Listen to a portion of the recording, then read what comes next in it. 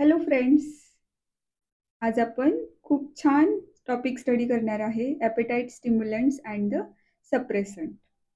Let's start. First, definition of appetite stimulant. Appetite म्हणजे भूक आणि स्टिम्युलंट म्हणजे काय, तर to increase or to enhance. मग काय एनहान्स, तर भूक किंवा ॲपेटाइट एनहान्स करणारे एजंट किंवा एनहान्स करणारे सबस्टन्स त्याला काय म्हणतो आपण, तर ॲपेटाइट स्टिम्युलंट्स म्हणतो. मग डेफिनेशन काय ॲपेटाइट स्टिम्युलंटची झाली, तर appetite stimulants are the drug which are use to increase the appetite or there are some food desire to eat the food felt as a hunger is known as appetite stimulant. मग असे काही food आहेत की ते घेण्याची इच्छा होईल किंवा खाण्याची इच्छा होईल किंवा भूक लागेल, त्याला काय म्हणतो आपण, तर ॲपेटाइट स्टिम्युलंट. ज्या फूडचा तुम्हाला जर स्मेल आला तर लगेच आपल्या स्टमकमध्ये गॅस्ट्रिक ज्यूस सिक्रेट व्हायला सुरू होतो, त्याला काय म्हणतो आपण, तर ॲपेटाइट स्टिम्युलंट्स म्हणतो. मग हे जे ॲपेटाइट स्टिम्युलंट्स आहेत ते कुठे वापरायचे, तर they are used in the treatment of anorexia. What is mean by anorexia? Anorexia is a appetite disorder. मग ही ॲनोरेक्झिक कंडिशन कुठल्या कुठल्या कंडिशनमध्ये अपियर होते, तर HIV मध्ये, कॅन्सरमध्ये, किंवा for example some psychological conditions, depression, anxiety, stress etcetera. आलं लक्षात appetite stimulants? In this slide, we study the causes of decreased appetite. There are some causes of decreased appetite. For example, some psychological factors are there, some physiological factors are there. First is psychological disorder मध्ये काय काय येतं, मग जर एखादा patient स्ट्रेसमध्ये सफर होत असेल तरी पण त्याची ॲपेटाईट काय होणार आहे, डिक्रीज होणार आहे किंवा त्याला भूक लागणार नाहीये. डिप्रेशनमध्ये पण काय होतं, तर ॲपेटाईट डिक्रीज होते. एन्झायटीमध्ये पण same, there is decrease of the appetite. मग the stress, depression and anxiety causes the decrease appetite. मग जे पण न्यूरोट्रान्समीटर्स आहेत आपल्या ब्रेनमधले, त्यांचं जे सिक्रिशन आहे ते काय होतं रे, तर कमी होतं. डिप्रेशनमध्ये त्या पेशंटला फ्रेश नाही वाटत, हॅपी नाही वाटत, त्याचे कंटिन्युअस मूड स्विंग होतात. मग त्या कंडिशनमध्ये त्याला जेवायला जातं का, तर नाही. These are the causes of decreased appetite. Some severe conditions to decreased appetite. First one is a cancer.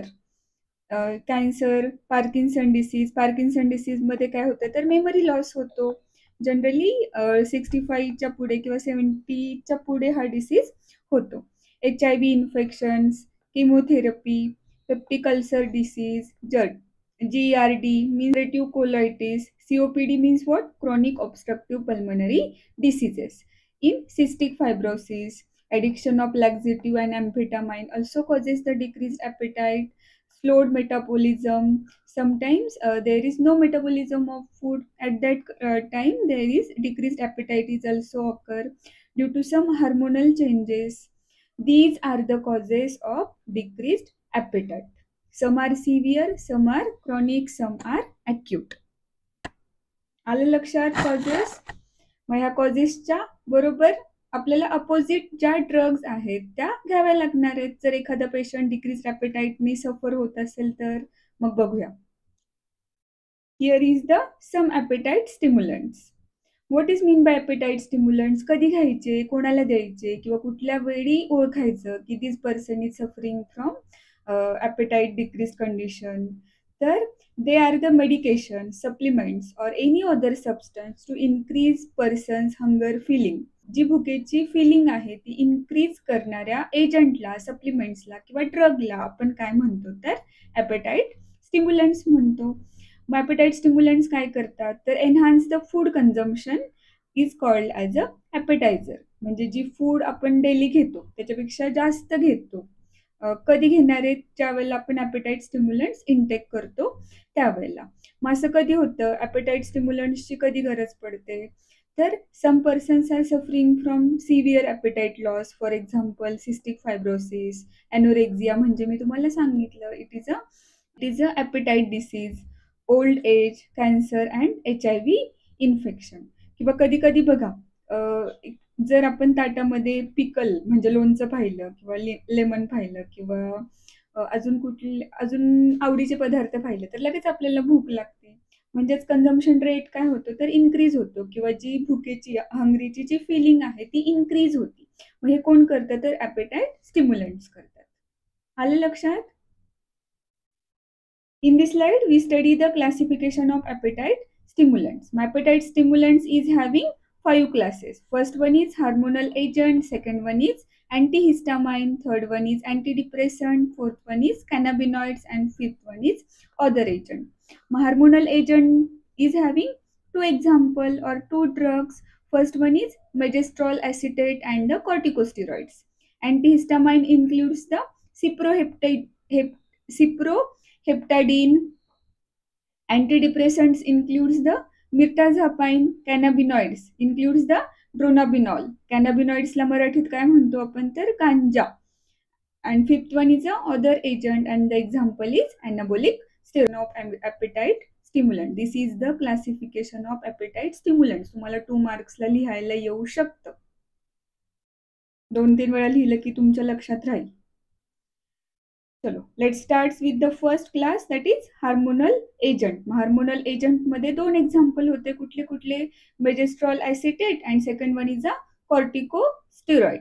मग मेजेस्ट्रॉल ॲसिटेटचं मेकॅनिझम काय तर मेजेस्ट्रॉल आहे. ओके, मग तुम्हाला माहिती आहे काय तर आपल्या पिट्युटरी ग्लँडच्या तिथे काय असते तर हायपोथॅलॅमस प्रेझेंट असतो. मग हायपोथॅलॅमस मध्ये असे काही सेंटर्स असतात, ते काय करतात तर हंगर किंवा ॲपेटाईट काय करतात इन्क्रीज करतात, किंवा भुकेची जी फिलिंग आहे ती इन्क्रीज करतात. मग ही जी मेजेस्ट्रॉल ॲसिटेट आहे त्याच्यामध्ये कुठला एजंट प्रेझेंट आहे तर सिंथेटिक प्रोजेस्टिन प्रेझेंट आहे. सिंथेटिक प्रोजेस्टिन काय करतो तर हायपोथॅलॅमसच्या त्या ॲपेटाईट सेंटरला जाऊन ऍक्ट होतो आणि जी आपली हंगरची फिलिंग आहे ती काय करतो इन्क्रीज करतो. There are uses of the megestrol acetate. Megestrol acetate used in the treatment of anorexia. मग कॅचेक्झिया म्हणजे काय तर मसल लॉस, किंवा कधी कधी एखाद्या पेशंटमध्ये पूर्ण वेट लॉस झालाय म्हणजेच मसल लॉस झाले, त्या कंडिशनमध्ये आपण मेजेस्ट्रॉल यूज करू शकतो भूक वाढण्यासाठी, भूक लागण्यासाठी. And severe weight loss in patients with suffering from cancer, HIV or the AIDS. Which are the side effects of megestrol acetate? Weight gain, edema म्हणजे काय स्वेलिंग, थ्रोम्बोइम्बोलिक इव्हेंट्स. थ्रोम्बोइम्बोलिक इव्हेंट्समध्ये काय होतं तर ब्लड क्लॉट्स होतात. And hormonal imbalances. These are the side effects of megestrol acetate. मग mechanism काय सांगणार आहे तुम्ही तर दिस मेजेस्ट्रॉल, इथे लिहिते मी लक्षात येईल तुमच्या. Megestrol includes the synthetic progestin. Synthetic progestin. This progestin increases the appetite by acting on the hypothalamus. हायपोथॅलॅमसचं फंक्शन काय तर हायपोथॅलॅमस मध्ये सगळे जे हार्मोन्स आहेत ना ते फॉर्म होतात, स्टोअर होतात. हे कोणाचं काम आहे तर हायपोथॅलॅमसचं. मग आपल्याला खूप सारे हार्मोन्स लागतात नॉर्मल इक्विलिब्रियमसाठी, नॉर्मल प्रोसेसिंगसाठी. मग असं इमॅजिन करा की काय पेशंटला तुम्ही मेजेस्ट्रॉल दिली, मग त्या मेजेस्ट्रॉलमध्ये काय प्रेझेंट आहे तर सिंथेटिक प्रोजेस्टिन प्रेझेंट आहे, राईट. मग तो सिंथेटिक प्रोजेस्टिन कुठे जाऊन ऍक्ट होतो तर हायपोथॅलॅमसमध्ये जाऊन ऍक्ट होतो. मग हायपोथॅलॅमसमध्ये जाऊन ऍक्ट झाला की हायपोथॅलॅमसमधून काय करतो तो तर इन्क्रीज द ॲपेटाईट. म्हणजेच जे ॲपेटाईट डिक्रीज झालं होतं ते काय झालं एनहान्स झालं with your megestrol acetate. This is very simple mechanism of action of the megestrol acetate.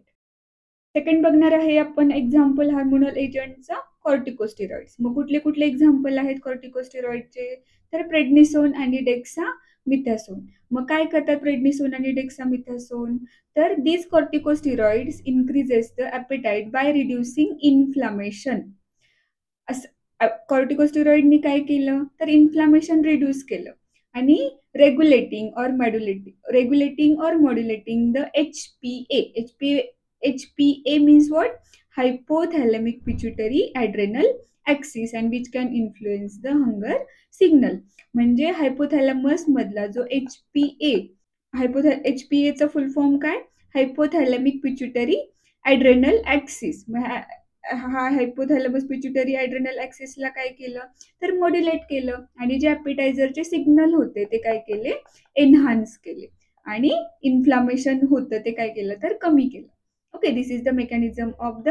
मग युजेस काय तर कॉर्टिकोस्टेरॉइड ड्रगचे short term appetite stimulations in patient with cancer और क्रॉनिक इन्फ्लामेटरी डिसीज. आलं लक्षात मेकॅनिझम? हायपोथॅलॅमस मधला hypothalamic pituitary adrenal ॲक्सिसला stimulate करतात आणि हंगर जे आहे किंवा ॲपिटाईट जे आहे ते काय करतात तर इम्प्रूव्ह करतात. मग कुठल्या कुठल्या कंडिशनमध्ये कॉर्टिकोस्टेरॉइड यूज करायचे तर त्याच्या नावातच आहे. आपल्याला माहिती आहे कॉर्टिकोस्टेरॉइड्स काय इम्प्रूव्ह करतात तर इन्फ्लामेशन इम्प्रूव्ह करतात किंवा इन्फ्लामेशन झालेला आहे तो एरिया रिकवर करतात. आपले जर इन्फ्लामेटरी डिसीजेस असतील तर त्या कंडिशनमध्ये कॅन्सरमध्ये या आपण कॉर्टिकोस्टेरॉइड यूज करू शकतो. मग which are the side effects of the corticosteroids? First one is hyperglycemia. What is mean by hyperglycemia? Hyperglycemia means by hyperglycemia increased concentration of glucose in the blood is known as hyperglycemia. Then second side effect is osteoporosis. Osteoporosis मध्ये काय होतं तर bone weak होतात किंवा bone मधला जो calcium आहे तो काय होतो डिक्रीज होतो. त्या कंडिशनला आपण काय म्हणतो ऑस्टिओ. ऑस्टिओ म्हणजे काय बोन आणि पोरोसिस म्हणजे काय decrease or the decongestion or the degradation. Then next side effect of this corticosteroid is hypertension. Means what? Hypertension means increased BP and increased risk of the infection. म्हणजे त्या पेशंटला जर तुम्ही कॉर्टिकोस्टेरॉइड दिला तर त्याची भूक इन्क्रीज होईल किंवा ॲपेटाईट इन्क्रीज होईल, ॲपेटाईट इम्प्रूव्ह होईल. पण हायपरग्लायसिमिया, ऑस्टिओपोरोसिस, हायपरटेन्शन किंवा increase risk of infection increase होणार. Second class is antihistamine and the example is cyproheptadine. मग बघूया आपण सिप्रोहेप्टाडिनचं मेकॅनिझम ऑफ ॲक्शन. मग cyproheptadine is a first generation antihistamine with anti serotonergic property. मग हा जो आहे ना सिप्रोहेप्टाडिन त्याची कुठली प्रॉपर्टी आहे तर फर्स्ट जनरेशन आहे. It is a first generation of antihistamine drug and with anti serotonergic activity. मग तुम्हाला माहिती असेल काय रे तर सेरोटोनिन नावाचा जो न्यूरो ट्रान्समिटर आहे तो जर इम्बॅलन्स झाला किंवा डिक्रीज झाला तर डिप्रेशन एन्झायटी ॲपियर होते. राईट. मग डिप्रेशन एन्झायटीमध्ये काय होतं तर ऑलरेडी आपण कॉजेसमध्ये बघितलं होतं काय तर this depression anxiety reduces the hunger or decrease the appetite. मग जर तुम्ही त्या पेशंटला सिप्रोहेप्टाडिन दिलं तर हा जो सिप्रोहेप्टाडिन आहे तो सेरोटोनर्जिकची जी ॲक्शन आहे ती अँटागोनाइज करणार आहे. मग सेरोटोनर्जिक सप्रेस करत होता हंगरला, ती जी ॲक्टिव्हिटी स्टॉप झाली तर ती ॲक्टिव्हिटी जर स्टॉप झाली तर त्या पर्सनला भूक लागणार आहे.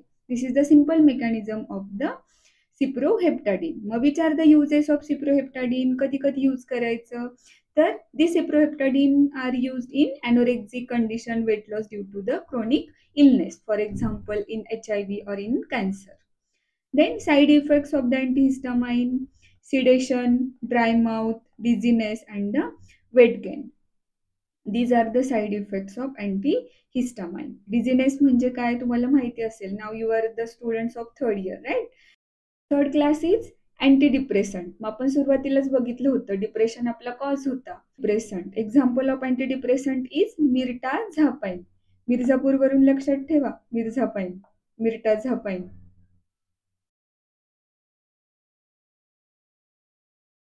मिर्टाझापाइन. मग हे जे डिप्रेशनमध्ये काय होत होतं तर जी ॲपेटाईट आहे आपण सुरुवातीलाच बघितलं होतं कॉजेसमध्ये, ॲपेटाईट जी आहे ती काय होते डिक्रीज्ड होते. राईट. मग आता हे जे अँटीडिप्रेसंट आहे ते काय करणार आहे ॲपेटाईट इम्प्रूव्ह करणार आहे. मग कसं ते बघूया काय करतात. Mirtazapine is a tetracyclic antidepressant. Tetracyclic antidepressant is class of antidepressant that increase the appetite by antagonize the central presynaptic alpha 2 adrenergic receptor and the serotonergic receptor. म्हणजे सिंपल असं इमॅजिन करा तुम्ही एखाद्या पेशंटला काय दिलं, तुम्ही एका पेशंटला काय दिलं तर मिर्टाझेपाइन ड्रग दिली. काय दिली? मिर्टाझेपाइन ड्रग दिली. मग ती मिर्टाझेपाइन ड्रग काय करते सिंपल तर ब्रेनमध्ये जे ॲड्रेनर्जिक रिसेप्टर प्रेझेंट आहेत, ब्रेनमध्ये आपला जे ॲड्रेनर्जिक रिसेप्टर प्रेझेंट आहेत आणि सेरोटोनर्जिक रिसेप्टर प्रेझेंट आहेत, त्यांची जी ॲक्शन आहे ती काय करते तर अँटागोनाइज करते. मग अँटागोनाइज केलं की हे दोन्ही जे न्यूरोट्रान्समिटर होते ते काय करत होते, हंगर डिक्रीज करत होते, ॲपेटाईट डिक्रीज करत होते. मग या ड्रगनी या दोघांची ॲक्शन अँटागोनाइज केली आणि जी ॲपेटाईट होती ती काय केली, इम्प्रूव्ह केली. This is the simple mechanism of the anti depressant drug that is mirtazapine. मग युजेस बघूया मिर्टाझेपाइनचे. Treatment of depression with concurrent appetite stimulation and the weight gain. म्हणजे ॲपेटाईट लगेच स्टिम्युलेट होतं आणि वेट गेन होतं. मग साईड इफेक्ट्स कुठले कुठले आहेत तर sedation, increase appetite, weight gain and the dry mouth. Weight gain खूप होणार आहे, that's why here is the side effect. In this slide, we study the fourth class of appetite stimulant, that is कॅनॅबिनॉइड्स. मग कॅनॅबिनॉइड्सला काय म्हणतो आपण मराठीमध्ये तर गांजा. मग कॅनॅबिनॉइड्स पासून कुठला केमिकल कॉन्स्टिट्युएंट आयसोलेट केला सायंटिस्टनी तर ड्रोनाबिनॉल. ही जी ड्रोनाबिनॉल नावाची ड्रग आहे ती ॲपेटाईट इम्प्रूव्ह करण्यासाठी वापरतात. मग त्याचं मेकॅनिझम बघूया आपण ड्रोनाबिनॉलचं. Dronabinol is a active component of the cannabis. Cannabis म्हणजे काय, गांजा. मग लोक गांजाचा दुरुपयोग करतात, पण गांजा किंवा कॅनॅबिस आपण इंग्लिशमध्ये त्याला कॅनॅबिन्स म्हणतो. तर this cannabis is a useful, it is a helpful. Some drugs, some pharmacological actions, this cannabis shows some pharmacological action. It stimulates the appetite by activating cannabinoid receptor in the brain. मग आपल्या ब्रेनमध्ये कॅनॅबिनॉइड receptor presents आहेत. मग त्या कॅनॅबिनॉइड रिसेप्टरला जर stimulate केलं, कॅनॅबिनॉइड रिसेप्टरला काय केलं ह्या ड्रगनी, ड्रोनाबिनॉलनी, तर स्टिम्युलेट केलं. आणि AIDS related anorexia, some in chemotherapy, induce nausea and the vomiting. Side effects, euphoria. आता युफोरिया म्हणजे काय होतं तर इंटेन्स फिलिंग ऑफ एक्साइटमेंट. कधी कधी बघा कधी कधी काही पेशंट जे आहेत युफोरियाचे जे पेशंट्स आहेत त्यांना अचानक खूप हॅपीनेस होतो किंवा त्यांचा जो ब्रेन आहे तो ऑलवेज एक्साइटमेंटमध्ये असतो किंवा कॉन्फिडंटमध्ये असतो. त्या कंडिशनला काय म्हणतो आपण तर युफोरिया. किंवा तुम्ही सिम्पल लक्षात ठेवा, intense feeling of happiness or excitement. Euphoria means what, excitement, E वरून. डिझिनेस म्हणजे विकनेस. पॅरानोइया म्हणजे काय तर एखाद्या पेशंटला असं सस्पिशियस माइंड असतं किंवा always suspicious about other is known as paranoia. And potential for the abuse. मग कॅनॅबिनॉइड्सचा जो यूज आहे, अनयूज आहे किंवा लोक चुकीच्या गोष्टींसाठी वापरतात तर त्याचं ॲब्यूज किंवा ॲडिक्शन पण होऊ शकतं कॅनॅबिनॉइड्स. And last class of the appetite stimulants is other agents, and that is anabolic steroid, and that is anabolic steroid example is the oxandrolone. मग काय करतात हे oxandrolone तर सेम आहे, अदर स्टेरॉइड्स आहेत. मग स्टेरॉइड्स कशासाठी वापरतो आपण तर मसल ग्रोथसाठी किंवा वेट गेनसाठी. मग तुम्ही जिममध्ये जाता किंवा प्रोटीन पावडर घेता, का घेता रे protein powder, due to weight gain और due to build the muscles. मग सेम ही ऑक्झॅन्ड्रोलोन जी आहे ती पण काय करते तर मसल ग्रोथ होते किंवा प्रमोट करते मसल ग्रोथला आणि वेट गेनला. कसं करणार आहे तर protein synthesis and muscle mass, by increasing the protein synthesis and muscle mass. मग युजेस काय काय झाले आत्ताच आपण बोललो. सिव्हिअर वेट लॉसमध्ये यूज करायचं किंवा मसल वेस्ट झाले असतील किंवा मसल लॉस झाला असेल किंवा वेट लॉस झाला असेल त्या कंडिशनमध्ये ऑक्झॅन्ड्रोनॉल काय करायची तर यूज करायची with the permission of the doctor only. Then side effects of the oxandrolone is liver toxicity, hormonal imbalances and potential for the abuse. Abuse म्हणजे काय तर ॲडिक्शन किंवा सवयी कंटिन्युअस. आलं लक्षात सगळ्यांच्या. These are the appetite stimulants. 2 मार्क्सला किंवा खूप कमी वेळा 5 मार्कला येऊ शकतो. मग आता इथे फक्त आपण डेफिनेशन बघणार आहे ॲपेटाईट सप्रेसंटची. मग आतापर्यंत आपण काय बघितलं रे तर ॲपेटाईट इम्प्रूव्ह करायची किंवा जी कन्झम्पशनची फिलिंग आहे ती इम्प्रूव्ह करायची आणि खूप जास्त फूड इनटेक करायचे. मग असे काही कंडिशन्स आहेत, मग HIV असेल किंवा सायकॉलॉजिकल कंडिशन्स असतील, अँक्झायटी, डिप्रेशन, त्याच्यामध्ये भूकच लागत नाही. मग अशा पेशंटला कशाची गरज आहे, तर ॲपेटाईट स्टिम्युलंटची. पण असे पण काही डिसीजेस आहेत किंवा अशाही काही कंडिशन्स आहेत, त्याच्यामध्ये पर्सनची जी भुकेची फिलिंग आहे, ती कमी करावी लागते. मग त्यालाच आपण काय म्हणतो, तर ॲपेटाईट सप्रेसंट्स म्हणतो. ॲपेटाईट सप्रेसंट्स म्हणजे काय? तर these are the medication, substance or the agent which reduces the hunger, decrease the food intake and aid in the weight loss. मग काही पेशंट्स असतात ते ओबेस असतात किंवा गरजेपेक्षा खूप जास्त वेट जास्त असतं त्या लोकांचं. मग त्या लोकांमध्ये जनरली ॲपेटाईट सप्रेसंट वापरतात किंवा त्यालाच आपण काय म्हणतो, तर ओबेसिटी म्हणतो. ओबेसिटी म्हणजे काय? Overweight condition. मग these appetite suppressants are used in the overweight conditions or the obese person. मग कसं करणार आहे? तर appetite suppressant influencing the central nervous system to decrease appetite or increase the feeling of fullness. म्हणजे अशा ज्या म्हणजे ॲपेटाईट सप्रेसंट्स अशा ड्रग्ज असतात, की त्या डायरेक्टली ब्रेनवरती ॲक्ट होतात. ब्रेनवरती ॲक्ट होऊन पर्सनला कशाची फीलिंग होते, की हां, आता माझं पोट पूर्ण भरलेलं आहे, मला भूक नाहीये.